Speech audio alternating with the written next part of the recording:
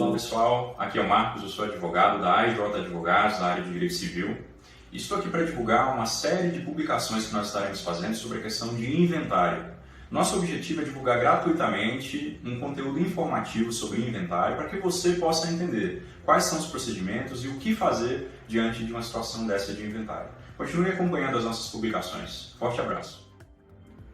Então, nesse primeiro momento que a gente já está falando sobre inventário, vale a pena a gente quebrar algumas objeções que geralmente as pessoas têm sobre essa questão do inventário, né? Você sabe que quando falece alguém é um motivo de bastante desgaste, às vezes dentro de uma família, as pessoas estão bem fragilizadas, não querem saber muito da questão patrimonial. Mas isso pode causar uma série de prejuízos para a família, que depois vai ter que lidar com pagamento de imposto, regulação de bens, e isso pode causar uma dor de cabeça muito maior. Bom, as pessoas acham também que o inventário pode ficar bastante caro e não tem dinheiro para arcar com o inventário, vai ter que gastar aquela fortuna. Então, quero mostrar para vocês que é bem possível fazer um inventário e que isso pode ser feito de maneira planejada também, ok? Então, eu vou falar agora um pouquinho sobre o que é inventário. O inventário é um procedimento que envolve a parte de sucessão de bens, geralmente daquelas pessoas que faleceram e que têm herdeiros necessários, e o inventário é uma das maneiras que nós temos para sucessão de bens. Nós temos também testamento, nós temos também a doação, mas nós estaremos tratando exclusivamente sobre a questão do inventário aqui, ok? Então, dentro do inventário, o falecido ele transmite a titularidade dos seus bens, que podem ser bens de algumas naturezas que nós estaremos tratando, para os seus herdeiros, para aqueles que são seus herdeiros legítimos, aqueles que têm direito sobre os bens após o falecimento dele. O inventário ele tem uma série de regulamentações específicas. Nós temos tipos de inventário que nós estaremos tratando, nós temos os bens que devem ser colocados em inventário, nós temos os custos do inventário. Então, basicamente, a gente vai estar mostrando para você como é que isso aí funciona em todos os seus procedimentos, ok? Seguinte, quando é que eu devo proceder ao inventário? Nós sabemos que pela legislação brasileira existe uma multa para aqueles que não fazem inventário dentro do período legal. Então, para evitar essa multa, é bem importante que você faça dentro desse prazo, que é um prazo de 2 meses, de 60 dias pela legislação, ok? Nós temos alguns tipos de inventário. Os tipos de inventário eles podem ser os inventários administrativos ou os inventários judiciários. Os inventários administrativos, o seu procedimento é feito mediante o cartório. Então é um procedimento mais célere, um procedimento que tende a ser mais barato também. Então, quais são os requisitos para esse tipo de inventário? O que diferencia o inventário em seu rito administrativo e no seu rito judicial? No administrativo, você não pode ter litígio sobre bens. Vamos imaginar aí que existem 2 filhos, e os 2 filhos estão brigando sobre quem tem mais direito sobre herança, ou não concordam que o outro filho, um deles não concorda que o outro filho tenha direito sobre determinado bem. Bom, nesse caso não existe consenso, há um litígio sobre o bem. Então, no inventário administrativo não pode ser feito nessa possibilidade. Vamos lá, uma segunda hipótese. Existe um menor de idade, um falecido vai e deixa um filho com menos de 18 anos de idade. Necessariamente, os menores de idade eles devem ser submetidos a uma apreciação ou tutelados pelo Ministério Público. E o Ministério Público ele não atua em questões assim relativas ao inventário administrativo. Portanto, não é possível fazer um inventário administrativo quando existem filhos menores na questão, ok? Pessoal, vamos falar um pouquinho sobre inventário judicial. Bom, no vídeo anterior, nós falamos um pouquinho sobre inventário administrativo ou inventário extrajudicial, que é feito em cartório. Mas o judicial, como o próprio nome já diz, ele é feito por meio de um procedimento, de um processo judicial, em que um juiz estará definindo qual será o funcionamento. Como eu disse, o inventário extrajudicial ele não pode conter menores de idade, não pode haver um litígio sobre a questão.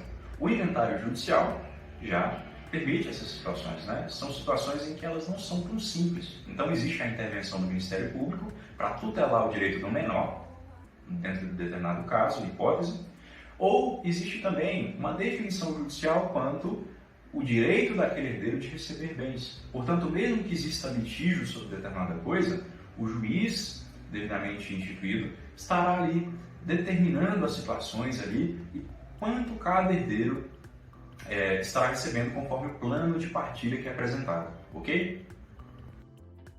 Uma das perguntas que sempre surge para a gente é: bom, o meu ente querido faleceu. Quais são os bens dele que eu devo colocar no inventário? Eu queria iniciar esse vídeo falando que existem bens que você não deve colocar no inventário. A gente está falando sobre FGTS, Fundo de Garantia por Tempo de Serviço, as restituições de imposto de renda, outros impostos. Nós estamos falando também de verbas rescisórias, pois pela própria legislação as verbas rescisórias não devem ser pagas, pois o falecimento é uma das hipóteses de rescisão do contrato de trabalho. Tá? Então existem essas hipóteses que você não deve colocar. E quais são aquelas que você deve colocar? Quais são os bens, quais são as questões que você deve levar para o inventário? Tá? Bom, todo o patrimônio que constitui a herança do falecido você deve levar. Nós estamos falando de bens móveis, nós estamos falando de bens imóveis, títulos ou até mesmo investimentos que são colocados, tudo aquilo que compõe a herança do falecido. Para cada bem existem determinadas regras que são colocadas, tá? Bom, e além disso nós devemos fazer uma observação quanto ao patrimônio do meeiro. Lembrando que pelo regime de comunhão parcial, se o falecido ele falece deixando uma esposa ou um falecido deixando um marido, essa pessoa é um meeiro obrigatório, ou seja, tem 50% do patrimônio que foi constituído na decorrência do casamento. E esse patrimônio deve ser considerado também na confecção do inventário. Tá certo? Como eu falei para vocês, assim, uma série de objeções que surgem para a gente aqui no escritório eu não tenho dinheiro para arcar com o inventário, eu acho melhor não fazer. Bom, e é justamente por essa pergunta que eu quero falar com vocês quais são os custos ordinários do inventário, né? Gente, no inventário extrajudicial, o administrativo, aquele feito em cartório, você terá um custo com os emolumentos cartorários, as escrituras de inventário, eventuais taxas de cartório. Você também terá os custos com o imposto. Que imposto é pago nessa situação? É aquele imposto chamado ITCMD, o Imposto de Transmissão Causa Mortes Doação, que aqui no Distrito Federal, que é onde nós temos a sede do nosso escritório, é de 4% sobre os bens arrolados no inventário. Tá? Então, existe a possibilidade, inclusive, de parcelamento desse imposto, tá, gente? Por isso que é importante ter um advogado bastante conhecedor sobre esses detalhes. E, além disso, nós temos também os honorários advocatícios, que serão combinados em relação a você e o seu advogado em cada caso, tá joia? Já o inventário judicial também tem custos e tende a ser um procedimento mais caro. Diferente do administrativo, o judicial tem os custos judiciais. No administrativo nós temos os emolumentos, no judicial nós temos as custas judiciais. E se você não for beneficiário da justiça gratuita, do benefício de gratuidade de justiça, bom, você terá de arcar com as custas judiciais ordinárias que vão conforme a tabela de cada tribunal do nosso país. Além disso, nós temos o imposto, que também deve ser pago, o juiz abrirá um prazo para que você faça o pagamento desse imposto, e também os honorários advocatícios, que tendem a ser mais elevados naturalmente, por se tratar de um procedimento judicial. Okay? Então, esses são os custos ordinários. Converse com um profissional para que você possa entender como balancear esses custos aí da melhor maneira. Tá joia? Uma pergunta que surge para a gente aqui é: eu vou precisar de um advogado para entrar com o inventário, para fazer o inventário? Você vai precisar de um profissional, seja no inventário administrativo como no judicial. Obrigatoriamente você vai precisar de um profissional. Agora a questão é, que tipo de profissional você vai ter do seu lado? Será que é bom ter um advogado generalista, um advogado que pega qualquer causa? Acredito que não. E eu explico por quê.